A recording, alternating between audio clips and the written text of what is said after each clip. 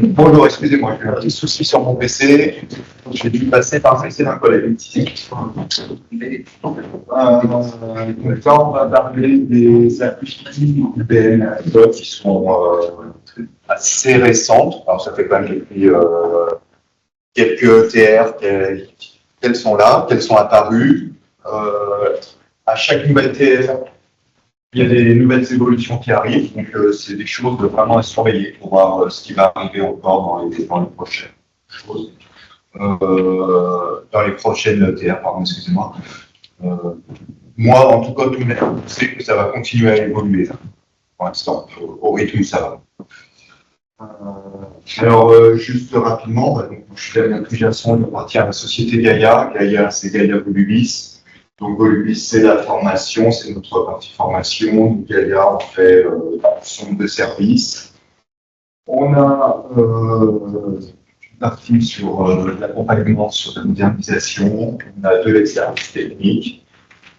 On a aussi une offre avec OCSI de centre de service pour des besoins, pour des clients qui ont des petits besoins, pas forcément auprès d'autres sociétés. Depuis 2-3 ans, on se met à créer des produits, donc c'est des micro-logiciels qui sont plutôt ciblés sur l'aide à l'administration, développement. Là, par exemple, on a mis en avant un logiciel qui va vous permettre de capter une session 52-50 d'un utilisateur sans passer par un logiciel tierce qui prend la main sur le logiciel, sur le PC, où maintenant les admins de sécurité ont du mal à vous les fournir. Et donc, vous allez avoir ce que l'utilisateur voit, mais vous allez avoir accès à sa QTAN, vous allez avoir accès à certaines choses qui peuvent vous permettre, voilà, quand un utilisateur a des problèmes, et ben, d'avoir déjà vous une visu, être sûr que vous parlez bien de la même chose, et là-dessus. On a un produit aussi qui est mature, qui est sur l'aide à la mise en place de SSO, et notamment toute la partie association, profil réseau mot de passe, profil réseau, profil IBMI, et un autre qui peut vous aider à faire des développements sous Git, qui peut vous permettre, si vous avez déjà d'autres technos qui sont sous Git chez vous, eh ben, de ramener ça. Vous continuez à développer avec vos outils de développement que vous avez classiquement, mais ça va remonter sous Git et ça peut vous permettre d'avoir une gestion projet commune. Plus plein d'autres outils on crée régulièrement. On ne les met pas forcément tous devant, ils n'ont pas forcément tous la même vocation à être déployés. Voilà. Sachez que quand vous êtes dans nos TMA, vous allez voir tous nos produits. Donc, on va rentrer dans le vif du sujet.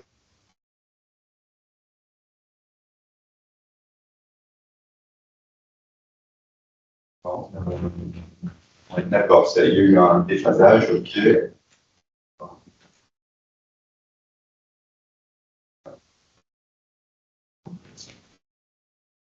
Donc, c'est des web services REST fournis avec l'OS. Ils sont sécurisés par TLS, donc le certificat.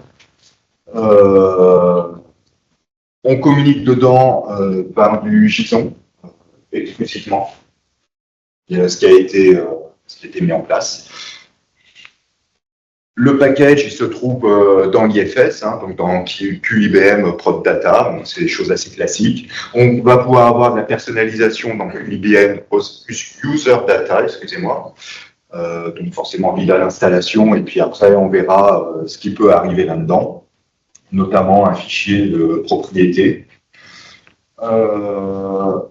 Donc ça va permettre un accès depuis l'extérieur de votre IBMI, et dedans, vous allez pouvoir récupérer des informations.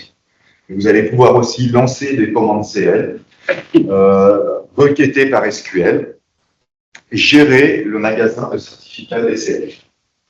Donc là, on rejoint des thématiques qui ont été à la plénière sur les questions qui ont été posées aux experts. Comment accéder à ma base de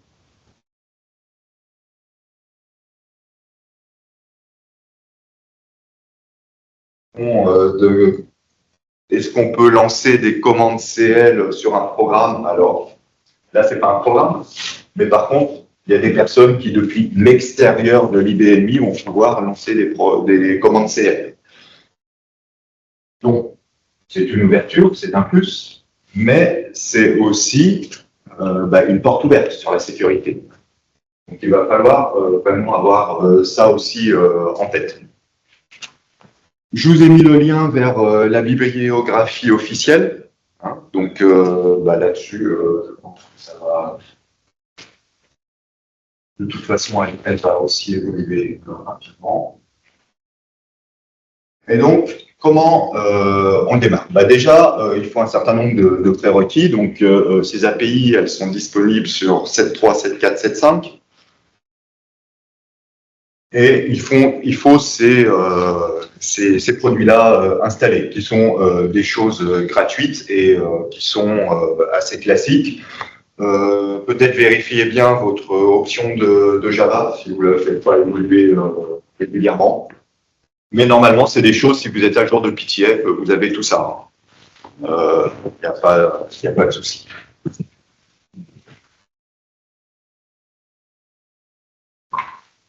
Alors, la mise en route, donc c'est dans le HTTP admin. Donc, quand vous arrêtez ou vous démarrez votre serveur HTTP admin, il y a un certain nombre d'instances qui démarrent, et notamment l'admin 5. L'admin 5 existait déjà avant les API RS. C'est là-dedans que ces API vont tourner. Si jamais vous n'avez pas l'admin 5 chez vous, c'est peut-être que au niveau de l'administration, le démarrage automatique de cette instance-là a été désactivé. Donc à ce moment-là, vous avez les commandes ici pour soit démarrer cette instance, soit la stopper. Au départ, le serveur qui est fourni pour ces API est pas sécurisé par TLS. Il est juste en HTTP. Et donc, on va voir comment le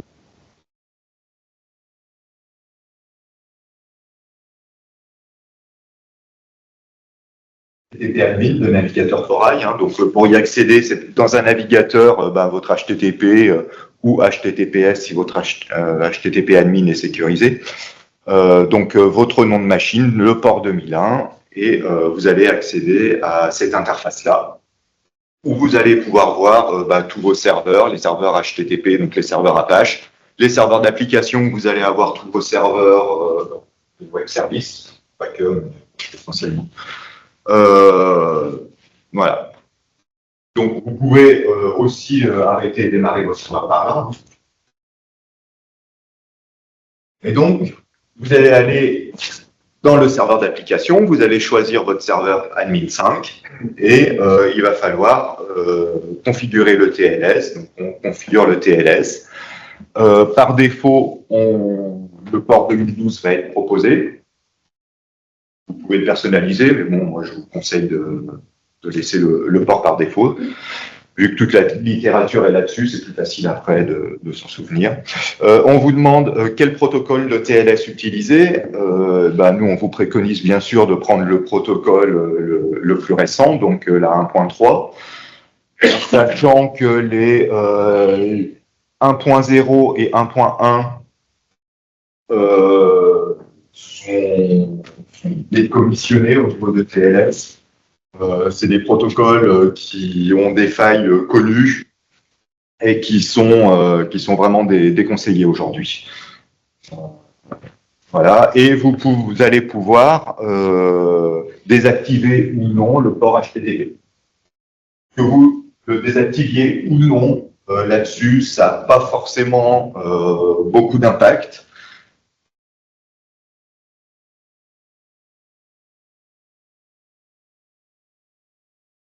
Liberty qui s'affiche. Vous allez pouvoir voir les descriptions des services, mais vous n'allez pas pouvoir les utiliser. Ils ne seront utilisables que dans le cadre d'un protocole TLS.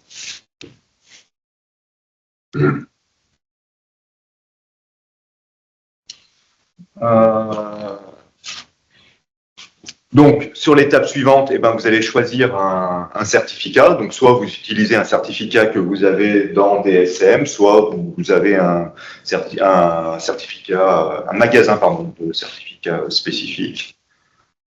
Donc, nous, on a utilisé dans DSM. Donc, ça vous demande le mot de passe, le mot de magasin, le certificat. Et après, vous allez pouvoir sélectionner un des certificats qui se trouve dans votre magasin, ou vous allez pouvoir en générer un auto-signé. Et si vous en générez un auto-signé, ils vont vous demander voilà, sur quelle clé Cipher vous allez utiliser pour le critère. On reste sur des choses sur les certificats qui sont très classiques. Il n'y a rien qui change. Et bien entendu, pour prendre en compte ces configurations-là, il faut redémarrer le serveur.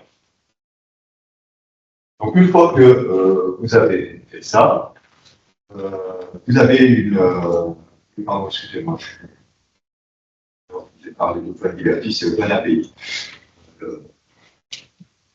à l'interface. Donc, une fois que vous avez ça, vous allez pouvoir accéder en HTTPS à votre serveur. Donc, c'est le port qui est la différence, le port. En HTTP, vous êtes sur le port 2011. En HTTPS, vous êtes sur le port 2012. Donc, HTTPS, je vais pouvoir les lancer. HTTP, c'est juste pour de la documentation. Donc, vous arrivez sur une page comme ça. Bon, c'est facile, il n'y a qu'un seul bouton. On clique dessus et on...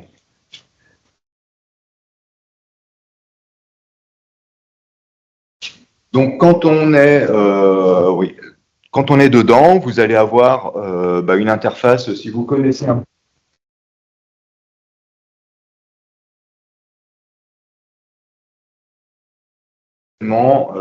des personnes qui vous ont fourni une URL, vous allez arriver sur une page un petit peu comme ça. Vous allez avoir la liste de vos services, vous allez pouvoir vous connecter et les utiliser et voir comment on les utilise. Là, ici, ce qu'on a, c'est donc nos services, ils sont sur une URL, donc mon nom de machine 2.2012 OpenAPI/UI. Si j'enlève le /UI, je vais retrouver la documentation qui est sur le format OpenAPI 3.0. C'est du texte. Ça fait...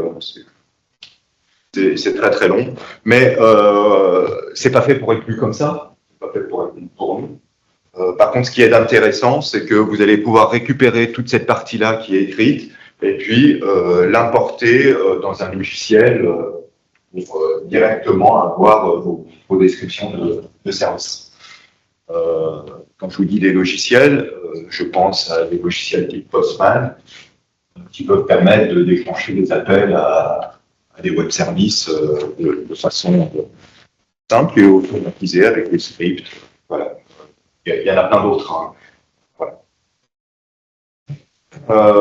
Donc ça, c'est très intéressant, ce qui veut dire que vous allez pouvoir l'utiliser dans des logiciels sans forcément passer par l'interface graphique.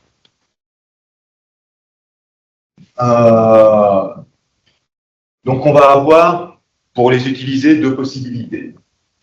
Soit faire de l'authentification basique. Et donc à chaque appel d'API, on va passer un profil, un mot de passe. Soit on va un premier coup demander un jeton, donc avec un profil mot de passe, et dans ce cadre-là, après, on appellera les autres API avec ce jeton-là. Je vous conseille de faire cette solution-là. Déjà, ça va vous ouvrir une session quand vous allez utiliser un jeton.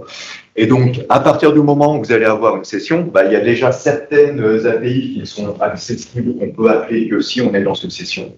Si on est en authentification basique, on n'y a pas accès. Et vous allez pouvoir permettre justement de contrôler un petit peu ce qui se passe dans dans ces API. On en reparlera un petit peu plus tard quand je vous parlerai un petit peu plus de la partie sécurisation. Mais une autre chose, c'est qu'on va pouvoir permettre d'indiquer des attributs de session. Quand je pense à des attributs de session, je pense à la notion de travail. Parce que derrière, vous avez un travail sur votre IBMI, dans l'Active Job, vous le retrouvez, votre travail, avec un contexte. Et donc, vous allez pouvoir alimenter ce contexte. Une liste de bibliothèques, des conditions d'exécution de SQL, bon, tout ce qu'on peut faire avec ce travail. Donc, vous allez pouvoir, sur votre session, déjà placer un certain nombre de choses qui vont vous permettre de faciliter ça. Et enfin, dernière chose sur une session, c'est-à-dire qu'une fois qu'on a terminé, eh ben, il y a une API pour rendre le jeton invalide. La bonne pratique est quand même d'appeler cette API pour casser le jeton et qu'il ne puisse pas être réutilisable.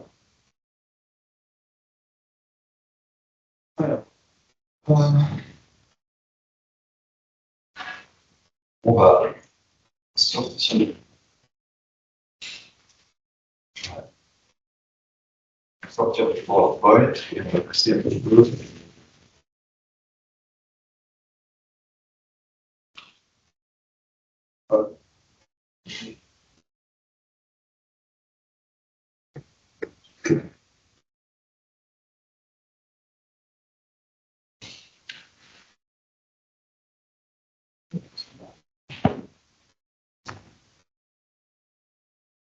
Donc, quand vous arrivez sur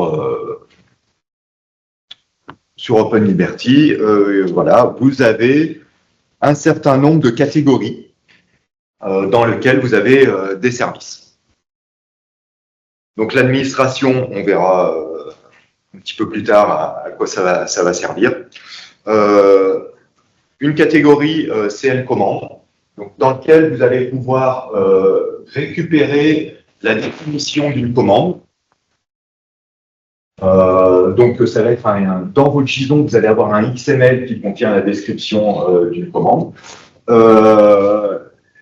Et ça, par exemple, vous allez pouvoir vous en servir pour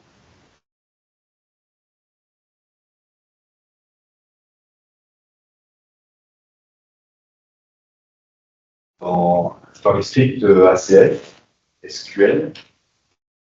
Vous faites CL DSP lib F4 et vous avez votre fenêtre qui apparaît avec votre prompt. Là, après, vous allez avoir tout ce qu'il faut pour créer votre propre prompt. Par contre, quand vous verrez le XML qui arrive, il y a du job. Ça ne se fait pas directement. Je ne vous vends pas un truc, ça y est, j'ai qu'à faire une fenêtre et c'est fait. Non, c'est complexe après. Et après, vous allez pouvoir aussi lancer une ou des commandes en même temps. Vous pouvez lancer une liste de commandes. Quand je dis des commandes CL, c'est vraiment toutes les commandes CL. Donc, je peux appeler un programme, mais je peux faire un forward 6. Est-ce que ça peut être des commandes oui.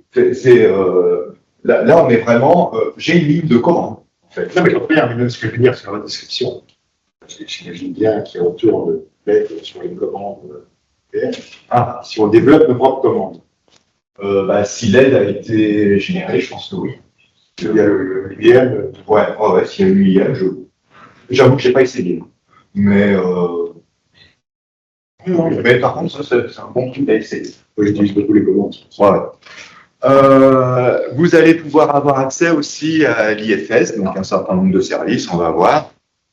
Vous avez une catégorie qui s'appelle Q6. Dedans, pour l'instant, il n'y a qu'une seule API. Grosso modo, c'est un...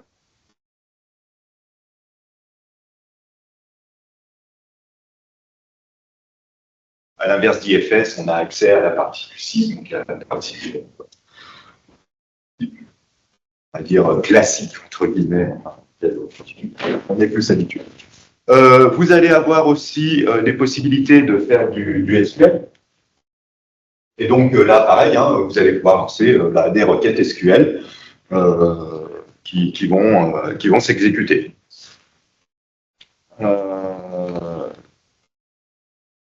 Donc après, il y a la partie Security Service. Ah oui, voilà, c'est vrai, c'est le nom. Hein, voilà. Dans Security Service, ça va être toute la partie qui est sur DCM. Donc là, on en parlera un petit peu plus tout à l'heure. Les informations services. Oh,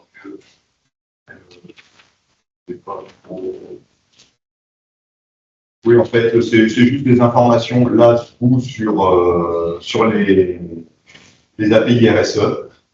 Ça pas, enfin, pour moi, ça n'a pas forcément d'intérêt. Et enfin, dans la session service, on va commencer par là. C'est là où vous allez pouvoir demander un jeton, révoquer votre jeton, et puis avoir...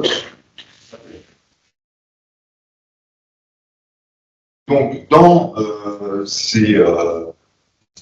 lorsque vous êtes sur des interfaces comme ça, vous avez toujours un petit autorise en haut à droite qui va vous donner toutes les façons dont vous pouvez vous connecter. Et donc, on voit bien qu'on a le jeton, où on a l'authentification basique.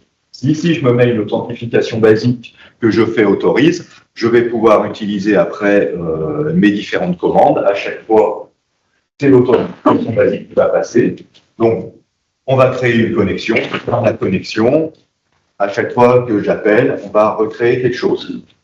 Donc, comme je vous l'ai dit tout à l'heure, par contre, si je passe par un token, je vais appeler donc un premier coup, donc je vais faire une authentification basique. Ça va me créer une session, un travail dédié.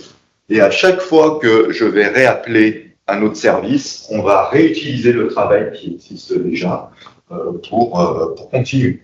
Donc, tout ce que j'aurais fait pour modifier mon travail sera persistant pendant ma session. Donc, moi, je vais aller me générer un token.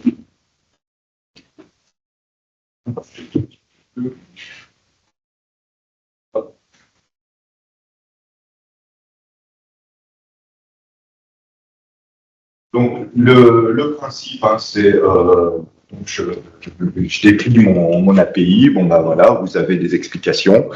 À chaque fois, pour utiliser une API, donc il faut cliquer sur le tryout qui est à droite. Et à partir du moment où vous avez cliqué dessus, et ben ça vous ouvre en modification ici des choses. Donc là déjà, on voit que on va pouvoir se connecter soit au localhost. Donc ça veut dire qu'on va pouvoir aussi se connecter à d'autres partitions. C'est-à-dire que là, moi, je suis sur une partition de ma machine, mais je vais pouvoir aller sur d'autres partitions de ma machine.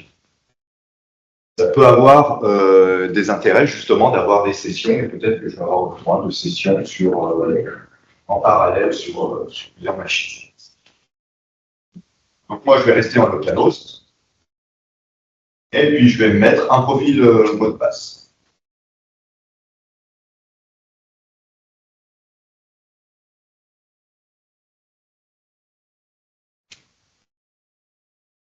OK.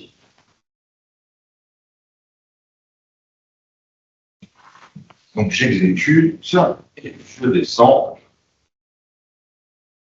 Donc là, on est encore sur des choses de très classiques sur ce type d'interface. C'est qu'on a la requête curl qui a été générée. Donc, vous pouvez la récupérer. L'URL. On a après la réponse, et donc avec un code réponse. Donc, code réponse dans les deux sens, c'est que c'est OK hein, sur du web service. Et ici, là, j'ai le header avec mon autorisation bearer, et donc j'ai tout mon token qui est dans la suite. Donc, je vais récupérer mon token, et puis je vais me connecter avec, je vais créer ma session. Ça va me dire que maintenant, j'utilise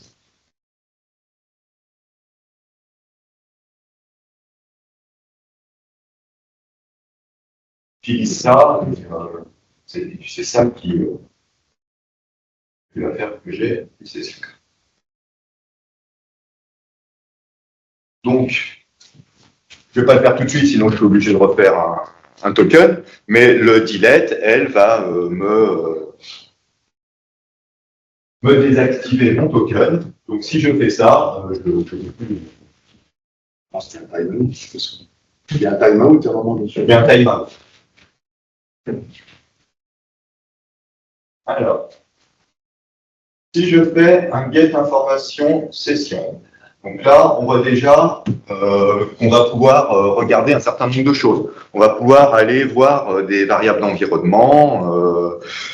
On peut filtrer déjà un certain nombre de choses. Moi, je ne vais rien filtrer. Et je vais exécuter. Donc, c'est ce que je vous disais. C'est du JSON, et là on n'a pas le choix, c'est forcément du JSON. Enfin bon, aujourd'hui c'est quand même plutôt la norme d'utiliser le JSON plutôt que le XML. Et que aujourd'hui, en tout cas, moi je trouve que par SQL c'est quand même beaucoup plus simple de parser du JSON que du XML. Mais c'est peut-être parce que j'en fais plus. Donc après je laisse chacun libre. Et donc, on va pouvoir voir un certain nombre de choses. Là, on voit justement qu'on a une expiration sur le jeton. Hein. Donc, quand il a été créé, voilà, la dernière fois qu'il a été utilisé, qu'il est toujours OK. Et puis, surtout, on va savoir, on va avoir les propriétés SQL. Donc, on a nos propriétés SQL, voilà, si on est en autocomplete, tout ça, enfin bon, un certain nombre de choses. Donc, c'est vraiment récupérer tout ce qu'il y a sur mon travail. Et si je continue à descendre, on va aussi avoir, on récupère le nom du travail hein, qui s'est exécuté sur ma machine. Alors, petite astuce, là, il me dit un numéro, QUser, QZ, le nom du travail. Si je vais voir là dans Active Job, il n'est pas sous QUser, mais il est sur le profil que j'ai utilisé pour générer le jeton, donc une ligne. Par contre, dès que je vais me déloguer, ça va redevenir un travail QUser. Voilà. Donc, soyez pas étonnés. Donc, le CCS ID du travail, voilà, l'Home Directory dans l'IFS.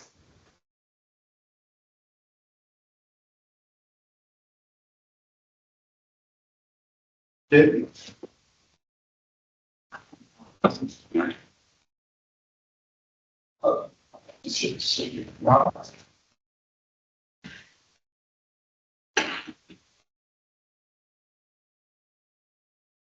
Donc,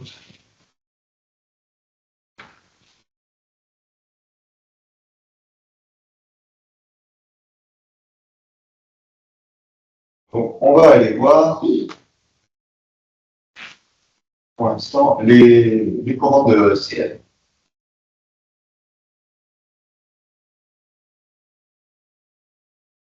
Il faut commencer par les jets. Juste pour vous montrer que je vous dis là.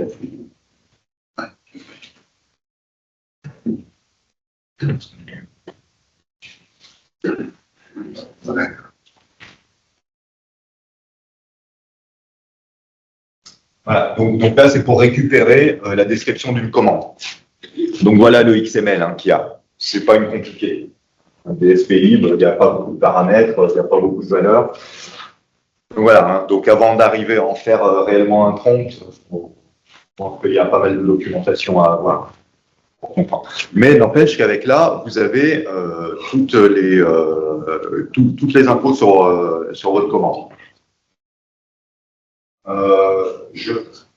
Pour moi, ça n'engage que moi, mais pour moi, l'idée qu'il y a là derrière, justement, c'est ça, c'est de pouvoir fournir à des admins qui ne sont pas forcément du monde de l'IDRI, sans qu'ils aient à se connecter sur la machine, enfin, s'ils se connectent par les API RSE, mais sans qu'ils aient vraiment à offrir une session, voilà, leur fournir des outils. Mais bon, avant de pouvoir reprompter ça, quand même, il y a du job. Alors, il y a peut-être des outils. C'est un PTRD et tout ça. Ouais, mais là ça mais je pense que c'est eux qui peuvent utiliser ça, pour développer ça pour eux. Oui. Je pense, hein, parce que je pense que ACS, RDI, VS Code, c'est VS Code, hein, donc il y a des choses. On va s'en connaître le fond des besoins, il y a aussi solutions. Ce que je veux dire, c'est que c'est peut-être pas forcément soit chez soi, à se dire, ah bah tiens, je vais refaire un truc pour construire comment. Certainement des choses qui existent déjà. C'est complexe.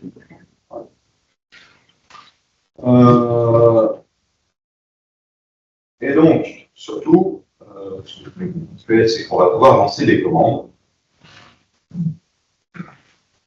Donc, avec plusieurs choses. Déjà, on va pouvoir lui dire, bah, moi j'ai une liste de commandes à lancer, hein, donc on est dans les commandes vont se retrouver dans un tableau JSON. Je vais lui dire, est-ce que je continue si je rencontre une erreur? J'ai une erreur dans ma commande, j'arrête mon script ou je continue mon script. Et puis, on va pouvoir avoir plus ou moins de détails sur les messages. Donc, là, c'est les exemples qu'il y a IBM hein, quand on arrive.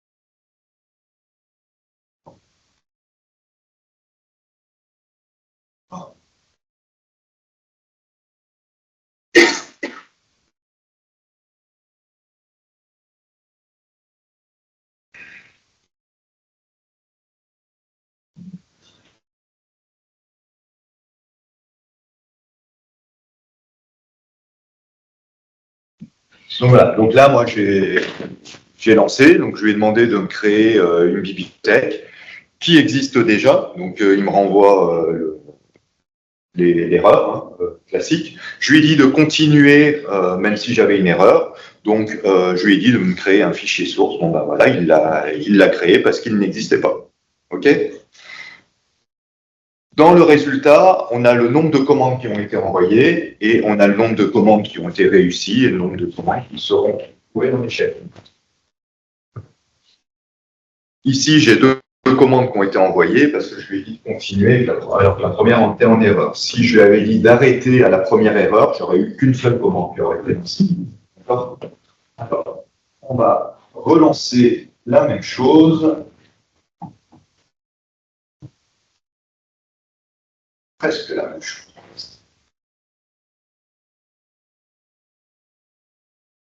Je suis en période.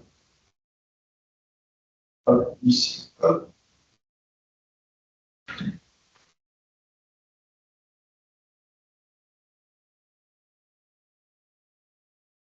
Et ici, je vais pouvoir ajouter au niveau des messages des petites choses. Je veux aller plus loin dans les messages que je reçois. Donc là, on retrouve ce qu'on a indiqué. Hein. Ouais. C'est-à-dire qu'on a le premier niveau de message, et puis si je lui ai demandé le deuxième niveau, eh ben, j'ai le que faire. Je peux avoir aussi le cause par moment, donc on retrouve le niveau de message.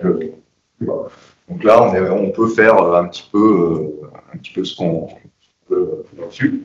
Par contre, si on se met en false de partout sur les messages, on ne reçoit rien. C'est-à-dire qu'on ne sait pas si ça s'est bien passé, si ça s'est mal passé, on ne reçoit absolument. Donc voilà. Donc, ça peut être très très puissant. Super dangereux. Super dangereux. Un profil qui est en possibilité restreinte, donc qui n'a pas de ligne de commande, peut appeler une API RSE et lancer des commandes CL. Hein? Donc, il faut faire attention. Après, je garde mes droits IBMI. C'est-à-dire une commande que je n'ai pas le droit de lancer, je ne vais pas, si ça va m'envoyer que je n'ai pas le droit de la lancer. Je fais un port OBJ sur une bibliothèque sur laquelle je n'ai pas les droits, il va me dire que la bibliothèque n'existe pas. C'est juste sur un fichier que je n'ai pas le droit, c'est-à-dire que le fichier n'existe pas. Voilà. On va en reparler.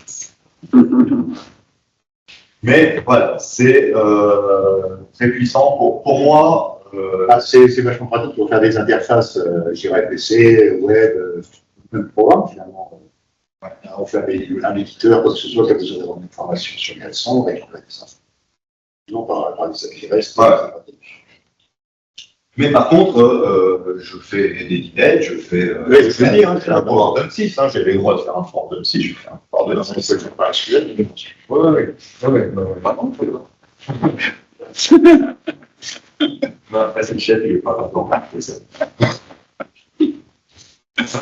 Donc, on va avoir, pareil, sur SQL, on va pouvoir faire la même chose.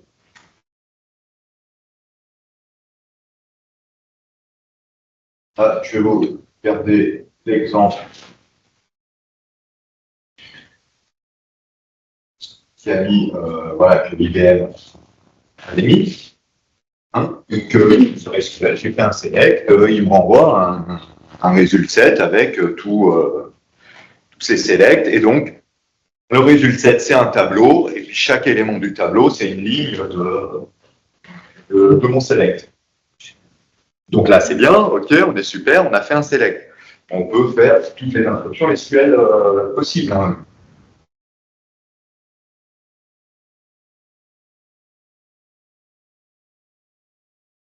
Pareil que sur le DBC, du DBC, le FTP, les connecteurs. Mais donc, on a exactement les mêmes droits là aussi. On a donc là aussi, ça reste puissant. À la différence du CL, c'est que là, on peut lancer qu'une instruction par instruction. Ok. Mais on peut très bien faire un call procédure. Oui. On peut très bien commencer par un créat de procédure avec plein de choses dedans et puis après appeler cette procédure. Imaginez plein de choses. Voilà, le but c'est pas de faire du SQL, mais c'est juste de montrer que l'intérêt des commandes en fait, parce que si on voulait appeler un programme CE, le problème c'est que si on utilise la commande call, un call est toujours très permissif en fait. Et quand il va envoyer, en fait, si vous envoyez un paramètre qui fait le paramètre faisait 10 en CL, vous allez vous retrouver avec des vont chevaucher dans le CL.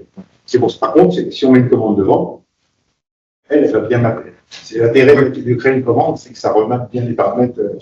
Et là, on peut les utiliser par l'extérieur, tout simplement. Ouais. Donc, vous allez avoir aussi, donc, juste rapidement, le Q6. Voilà. Donc, je vous disais, c'est un énorme ordre privilégié. On retrouve ce qu'on peut mettre en bibliothèque avec les valeurs classiques qu'on connaît, le type d'objet, le sous-type d'objet, voilà, ça vous fait un morphologie. Donc, il n'a pas de mis à part les droits sur les objets étables, enfin les droits classiques. Il n'y a pas de filtre ou de qui sont créés, ou il y a des points d'équipe, ou juste comme ça sur le. Alors, les points d'équipe, ça fait partie des choses qu'on doit tester. Normalement, c'est les mêmes. On doit utiliser les mêmes points d'équipe. Pour dire, au moins, les gens, ce genre-là, ils ont pas le droit comme ça.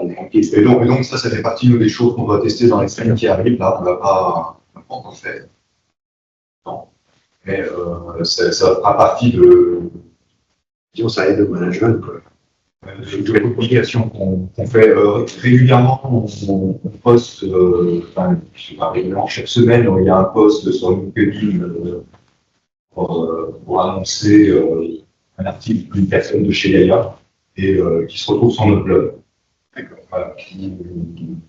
Donc des fois, c'est des trucs petits, des fois un peu conséquents, ça dépend de l'humeur des uns et des autres. Pas surtout Pierre Louis, qui s'appelle Unity. Alimente le plus. Il ne faut pas le dire. Donc, vous allez avoir accès aussi à l'IFS. Hein. Donc, dans l'IFS, vous allez avoir accès, alors, hop, aux objets d'un répertoire.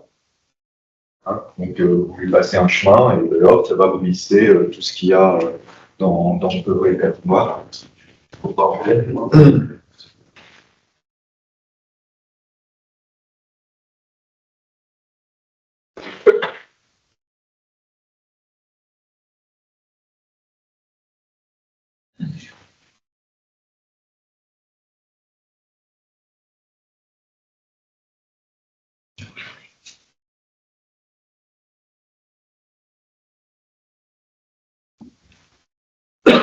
Donc voilà, hein, donc pareil, hein, vous avez chaque objet, ben, ça vous dit que si c'est un sous-répertoire ou pas,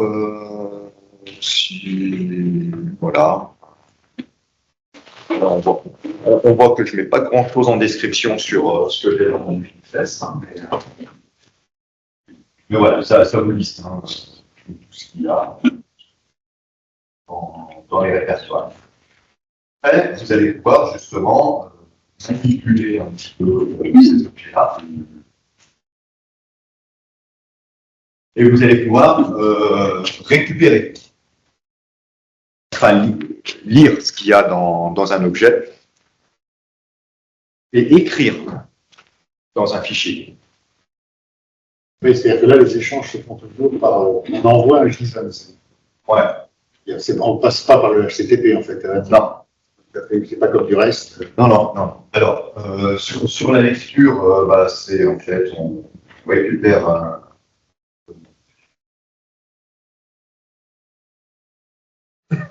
Voilà. Vous allez avoir une balise contente avec ce qu'il y a dans le fichier. Voilà. Et sur l'écriture, eh ben, vous allez passer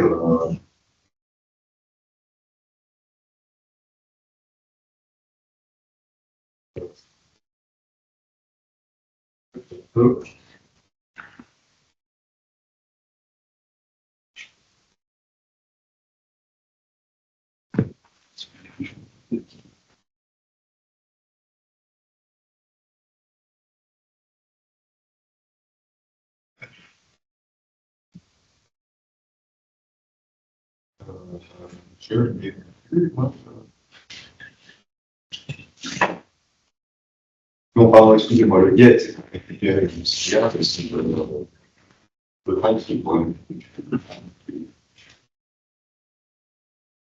Donc, on passe par des chansons, en effet. On envoie aussi. On envoie aussi. Donc ça, à l'arrière, peut-être que c'est une solution aussi pour échanger la data avec d'autres. Alors, en interne, hein, sauf parce que c'est pas la full mec, mais avec d'autres serveurs. J'ai animé une session juste avant sur migration FTP SFTP, mais peut-être que dans certains cas, bah, plutôt que de passer de FTP en SFTP, bah, peut-être qu'on peut utiliser ça. Si c'est des choses assez simples, voilà. Parce que là, il n'y a vraiment aucun multi. Mais c'est déjà fait, c'est plus rapide. Donc, voilà. On a. Oui.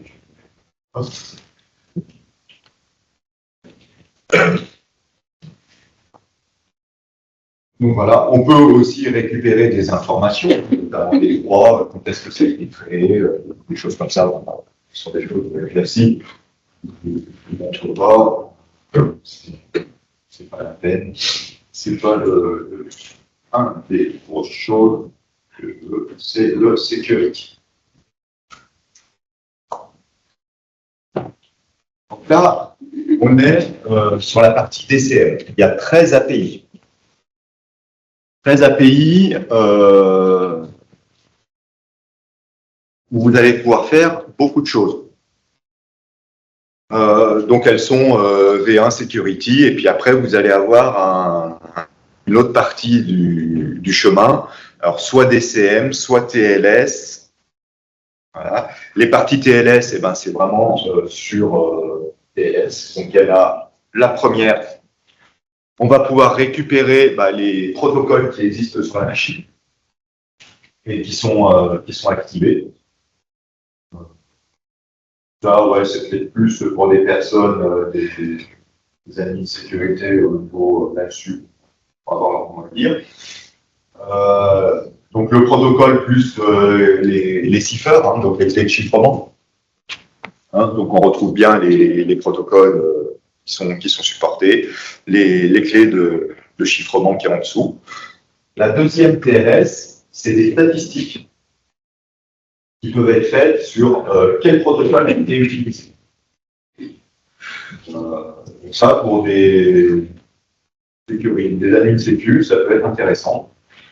La seule chose qu'il y a sur cette partie-là, c'est que pour pouvoir avoir des réponses, il faut avoir activé une option dans SST sur le TLS config. Nous, on ne l'a pas activé, donc en fait, nous, on n'a aucune stat.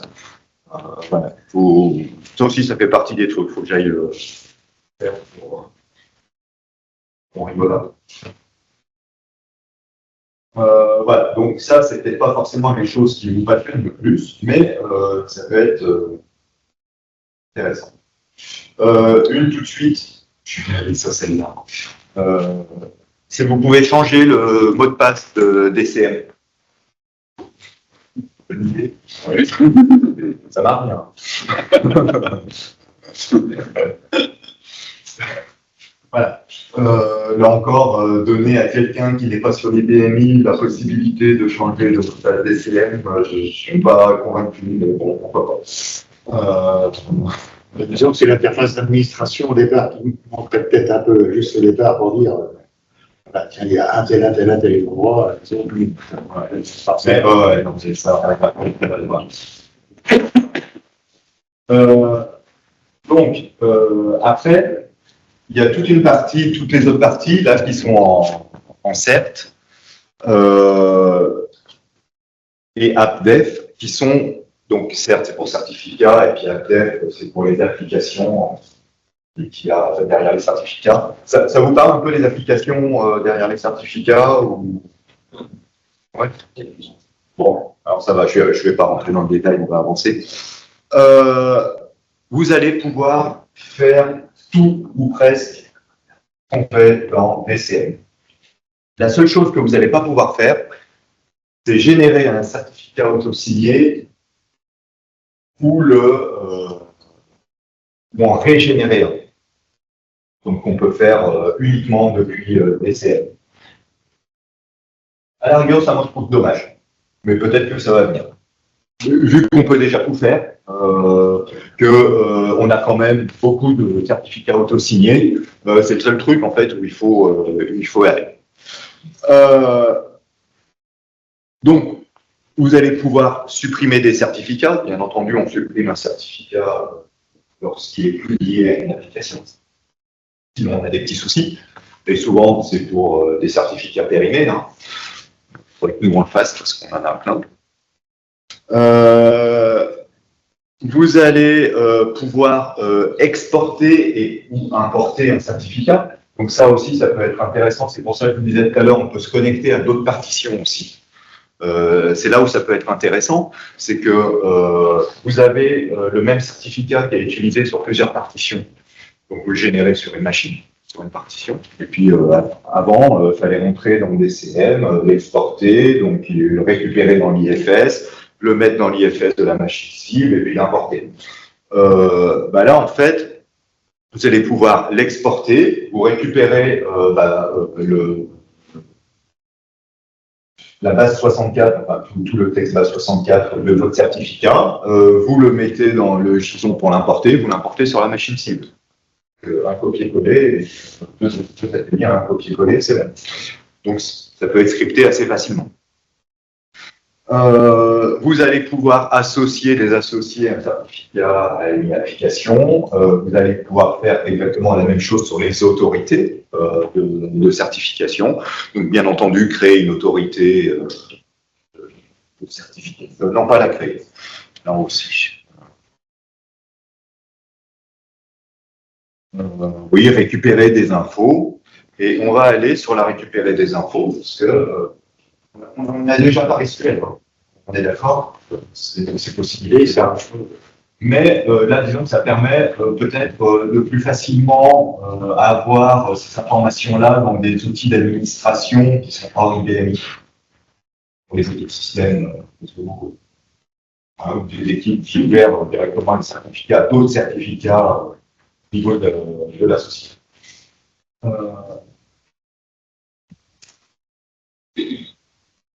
Non, l'info, c'est le liste. On va pouvoir lister. On va pouvoir lister les certificats. Ouais. Ok. Ici. Ouais,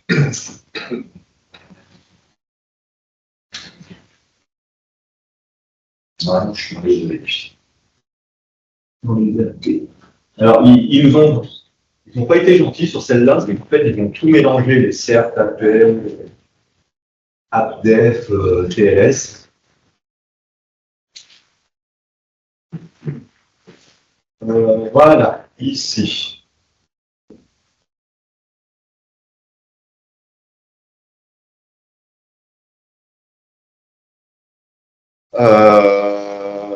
Et merde, ouais, je sais pas. Hop. Donc, je vais dire que moi, je veux les certificats qui ont 0 jours avant expiration et que je n'exclus pas les périmés. Et j'ai. Okay.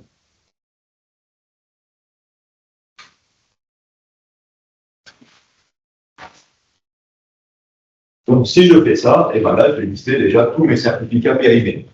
Donc là, déjà, vous pouvez me dire, il faudrait peut-être faire du ménage sur vos machines, hein, Gaïa. Parce qu'on en a un paquet. Ok. Bien entendu, si j'avais une phase, bah là, je récupérais trop, pardon, je veux dire, si j'avais mis des certificats périmés, je récupère rien.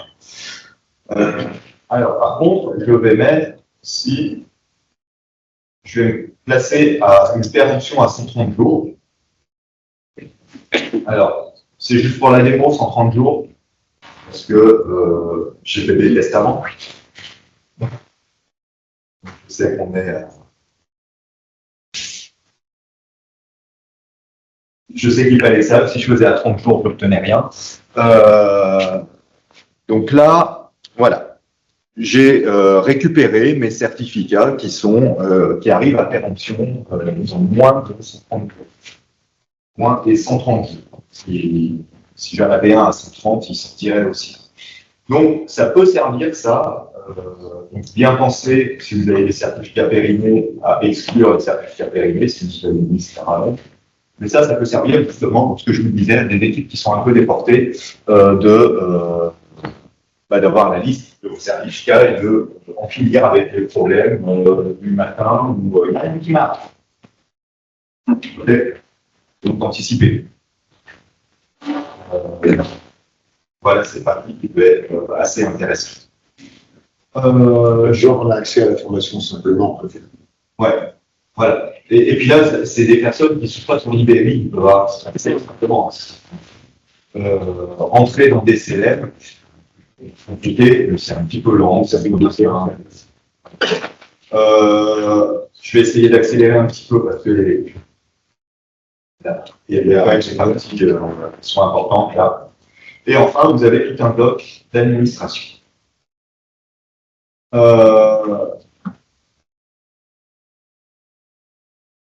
Vous allez pouvoir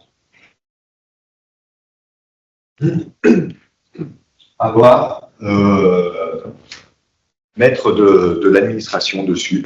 Donc dire qu'il y a des utilisateurs qui sont admin, inclure ou exclure des utilisateurs. Donc aujourd'hui, on est plus dans l'inclusion que dans l'exclusion. Donc vous allez pouvoir dire il n'y a que tel et tel profil qui ont le droit d'utiliser ces web services. Vous allez pouvoir donner des limitations en temps d'activité de session, en nombre de sessions, en nombre d'actions qu'une session peut avoir, et gérer tout l'intervalle où il y a le clean-up qui agit et donc qui va casser les sessions qui ne correspondront plus à ce qui est demandé. Donc ça, c'est très, très, très important. Après, on est bien d'accord sur la sécurité. Si tous vos utilisateurs sont HoloBJ, SOLCKDM, bon, bah, j'ai envie de dire, n'emmerdez pas là. Allez-y. Maintenant, on commence. La sécurité, elle commence vraiment par ce qu'on fait. N'oubliez pas qu'aujourd'hui, vous avez énormément d'accès JDBC au DBC. Je ne suis pas certain que vous sachiez exactement les connexions qui se passent par ces biais-là sur vos machines. Il y a des moyens. On a d'ailleurs un produit pour ça, fait pour ça. Pour un, contrôler ce qui se passe, et puis après deux, limiter. Donc, là, c'est une nouvelle porte ouverte. Donc, si vous l'utilisez, autant l'utiliser sachant ce qu'on fait, donc quand même, je vous engage à mettre la sécurité ici, à laisser tous les profils ouverts, à avoir vraiment un profil administrateur, et après, à l'ouvrir qu'à vos besoins. Y compris, je suppose que ça va s'adresser à peu de personnes, les personnes qui auront réellement le droit de l'utiliser. Donc, peut-être voir s'il n'y a pas qu'une seule IP qui va appeler ces services-là, et à ce moment-là, vous avez aussi moyen sur des proxys au niveau de votre réseau de dire ce port-là sur l'IBMI, il est autorisé que depuis cette IP-là. Donc là, il faut voir avec vos équipes de sécurité, mais il y a quand même beaucoup de possibilités. Là, c'est vraiment une grosse porte, en fait, où on rassemble un petit peu toutes les technologies dans cette porte-là. Donc, c'est quand même très sensible là-dessus. Donc, sur les administrations, donc, bien entendu, vous allez pouvoir récupérer les informations de où on en est, et surtout, vous allez pouvoir aller changer des informations. Et donc, aller vous donner des profils, donner des choses comme ça.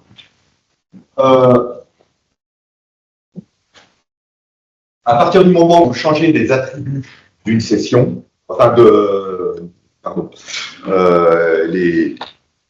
les attributs de votre serveur, ces attributs-là resteront valables jusqu'au redémarrage. C'est pas lié à votre session token, mais c'est vraiment lié aux connexions qui vont se faire sur le serveur. Si vous voulez qu'au redémarrage, il regarde la conf, ici, il y a un persiste qu'il faut mettre à true. À ce moment-là, vous allez avoir le fichier rse.properties que je vous ai dit qui se trouve dans QUBM, User Data, OS. Là, se retrouver là. Et donc, à chaque démarrage de votre serveur, tout ce que vous aurez fait là reprendra. Et vous pouvez revenir et le remodifier. Après, pareil, si vous pouvez avoir une conf de base, et puis après, revenir dire, bah moi, là, j'ai besoin de modifier un petit peu, mais juste pour, là, un petit peu. Donc, vous mettez-le, gardez-le persistant, et puis quand ça redémarrera.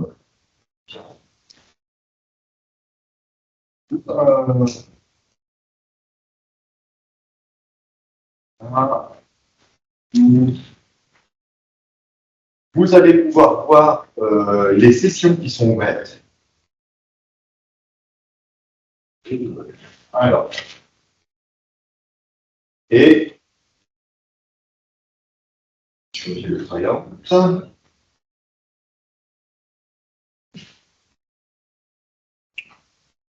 Voilà, merde, il a redémarré entre-temps où j'ai préparé ma fraise. Et donc là, vous voyez, bon bah voilà, j'ai ouvert, j'ai une session. Vous auriez pu avoir un autre utilisateur avec 0 session. Parce que là, pareil, c'est toutes les sessions qui ont été, enfin, tous les profils qui ont eu au moins une session à un moment donné depuis le démarrage de mon serveur. OK ? Donc quelqu'un qui aurait session 0, ça veut dire qu'il s'est connecté depuis que le serveur a été démarré, mais que là, actuellement, il a 0 session. Bon. Quelqu'un qui était connecté avant. Voilà. Voilà. Et après, vous allez pouvoir aussi casser des sessions. C'est un moment où vous rendez compte qu'il y a des choses qui ne vont pas bien. Et ben, vous avez là une API qui peut vous donner un nom d'utilisateur et ça va détruire toutes les sessions de cet utilisateur-là. S'il en a ouvert 15, c'est tous les 15 années. Enfin, c'est les jetons qui sont révoqués. C'est les jetons qui sont révoqués. Ça veut dire que si l'utilisateur il fait de l'authentification basique, vous ne le verrez pas. Parce qu'à chaque fois, l'authentification basique, il ouvre la connexion, il ferme la connexion. Une fois que c'est passé, c'est passé. Et pareil, si vous faites étoile pôle, c'est toutes les sessions qui sont fermées. Donc voilà. Désolé, je suis allé un peu vite sur la fin. Mais un peu pour le temps. Justement, quand tu parles de sessions, tu parles bien des sessions RSE. Oui, c'est des sessions RSE. C'est des sessions RSE, pardon. C'est toujours un petit peu l'ambiguïté, vu qu'ils ont appelé ça session. Je crois qu'ils auraient peut-être trouvé un autre terme. On est bien entendu que 52, 50, enfin, je partout. Voilà. Là, on est vraiment là-dessus. Il y a d'autres questions? Eh ben, bon appétit. Et si vous avez besoin de commenter une question,